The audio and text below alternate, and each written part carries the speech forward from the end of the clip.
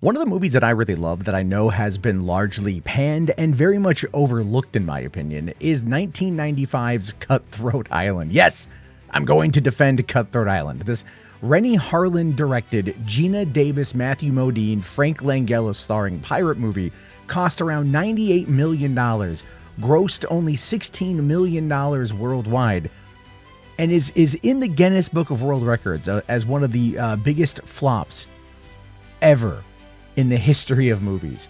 And yet this is one that I saw at least 3 times in the theater, and I bought the VHS when it came out. And just recently I came across the 4K Steelbook at Walmart, but I was in between paychecks at the time and I wasn't able to afford it. And then when I went back, it's gone, and it's still on my list of things I'm looking to get. This movie was awesome when I was a teenager. Okay, this came out at the end of 1995. I was 13 years old. I saw it multiple times. It spoke to me as just a massive, kick-ass, swashbuckling epic.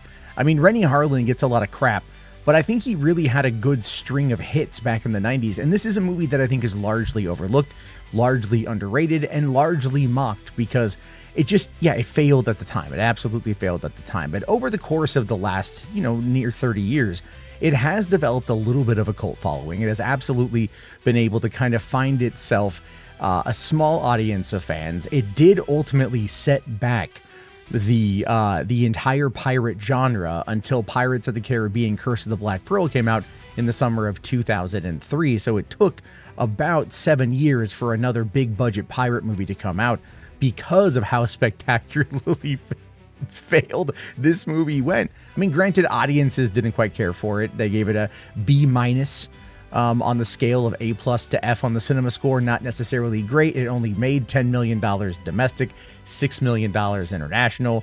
I mean, it has a 40% on Rotten Tomatoes and a Metacritic score of 37 out of 100. And the movie just was completely terrible in regards to its production.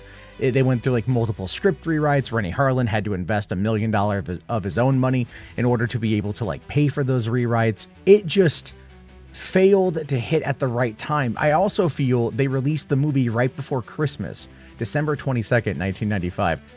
And it's just, some movies will do well over the holiday season. At that time, Christmas movies, from what I remember, weren't the big blockbusters. Had this been a June release, I think it would have done a lot better. But then again, we can always look back with hindsight and go, okay, but in the meantime, if you've seen Cutthroat Island, you're probably feeling a little bit like me. And if not, what the heck is wrong with you? But either way, sound off in the comments, whether you like it or hate it.